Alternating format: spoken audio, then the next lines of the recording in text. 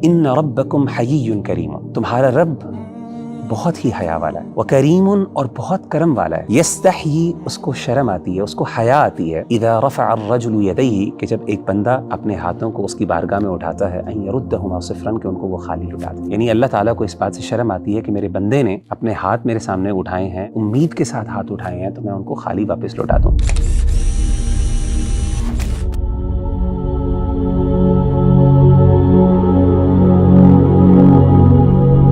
اگر اب انسان جب ایک خاص دعا کرتا ہے اپنے لیے، جس کی وہ کوشش بھی کر رہا ہوتا ہے، اللہ سبحانہ و تعالیٰ سے وہ ایک امید بھی کرتا ہے کہ میری یہ دعا بڑی جلدی قبول ہو جائے گی، لیکن کبھی کبھی ڈیلے ہو جاتا ہے اور دعا قبول نہیں ہوتی، تو انسان ایک ٹائم آتا ہے کہ مایوسی کی طرف جاتا ہے، اور ایسی مایوسی کی طرف جاتا ہے کہ اس کو ڈپریشن ہونے لگ جاتا ہے، اللہ سبحانہ و تعالیٰ سے یہ مایوس ہونے لگ جاتا ہے۔ تو مغیرہ بھی اس مایوسی سے کیسے نکلا جائے؟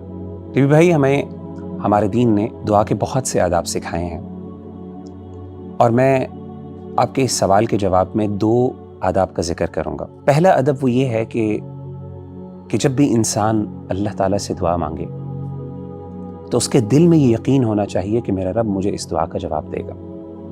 ادعوا اللہ وانتم موقنون بالاجابہ، کہ تم اللہ تعالیٰ سے اس طرح دعا مانگو کہ تمہارے دل میں یہ یقین ہو کہ میرا رب مجھے اس کا جواب دے گا۔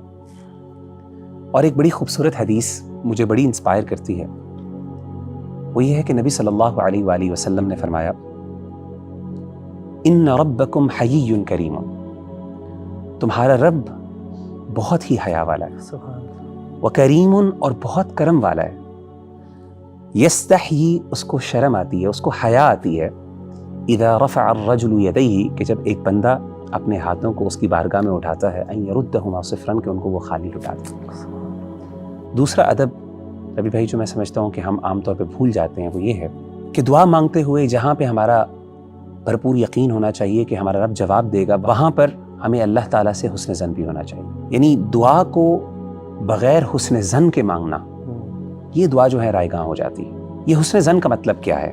یعنی اللہ کے بارے میں حسن ظن رکھنا، اس کا مطلب کیا؟ میں آپ کو سیدنا زکریا علیہ السلام کی مثال قرآن مجید سے دیتا ہوں۔ سورہ مریم کے اندر اللہ تعالیٰ نے حضرت زکریا علیہ السلام کی دعا مانگنے کی ایک پوری منظر کشی کی ہے، بڑے خوبصورت الفاظ ہیں۔ اللہ تعالیٰ فرماتے ہیں، قال رب انی وہن العظم منی واشتعل الرأس شیبا۔ حضرت زکریا کہتے ہیں کہ اے میرے رب، میری ہڈیاں کمزور ہو گئیں، واشتعل الرأس شیبا اور میرے بال سفید ہو گئے۔ میں آسان الفاظ میں پیرافریز کر کے بیان کر رہا ہوں۔ ولم اکن بدعائک رب شقیا، لیکن اس کے باوجود اے اللہ کبھی بھی جب بھی میں نے تم سے دعا مانگی، یعنی اے اللہ میں نے جب بھی تجھ سے دعا مانگی ہے، کبھی بھی میں تیری دعا سے مایوس نہیں ہوا، نامراد نہیں ہوا۔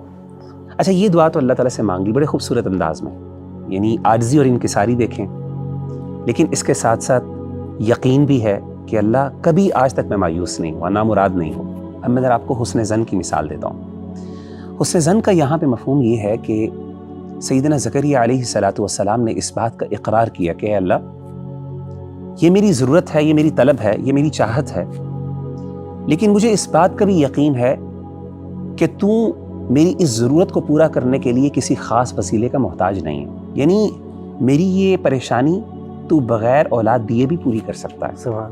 اب دیکھیں قرآن مجید میں دوسری جگہ پہ اللہ تعالیٰ نے ان کے حسن ظن کے بارے میں کس خوبصورت انداز سے ذکر کیا۔ قرآن مجید کی آیت ہے، وَزَكَرِيَّا إِذْ نَادَىٰ رَبَّهُ رَبِّ لَا تَذَرْنِي فَرْدًا وَأَنْتَ خَيْرُ الْوَارِثِينَ، کہ زکریا نے اپنے رب کو پکارا اور کہا کہ اے میرے رب، لا تذرنی فردن، مجھے اکیلا نہ چھوڑ، وَأَنْتَ خَيْرُ الْوَارِثِينَ اور تو بہترین نگہبان ہے، وارث ہے۔ یعنی یہاں پہ اولاد نہیں مانگی، اپنی ضرورت کا، اپنی طلب کو پیش کیا کہ اللہ میرا اصل مسئلہ یہ ہے کہ مجھے اس بات کا ڈر ہے کہ میرے بعد کیا ہوگا۔ جو انسان کو سب سے زیادہ خوف ہوتا ہے کہ جب میں اس دنیا سے رخصت ہو جاؤں گا تو میرے گھر والوں کا کیا ہوگا، میری بیوی کا کیا ہوگا، میرے والدین کا کیا ہوگا، لیکن ساتھ اس بات کا اقرار کر دیا، اللہ تو بہترین وارث ہے۔ کیا مطلب ہے؟ سب سے بہترین نگہبان تو ہے۔ یعنی ضروری نہیں ہے کہ مجھے اولاد ملے، لیکن یہ پتہ ہے اس بات کا کہ تو میری ضرورت کو پورا کر سکتا ہے، کیونکہ تجھ سے بہتر نگہبان کوئی ہو نہیں سکتا۔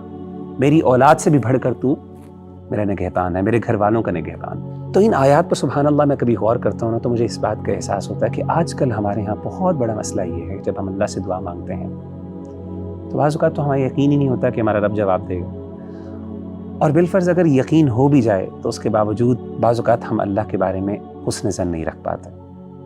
ہم سمجھتے ہیں کہ شاید میرا مسئلہ تبھی حل ہو سکتا ہے جب یہ خاص چیز مجھے مل جائے. ہمارے انبیاء نے اور ہمارے جو رسول تھے انہوں نے اپنی زندگی سے اس بات کو واضح کیا کہ اللہ ان چیزوں کا محتاج نہیں ہے.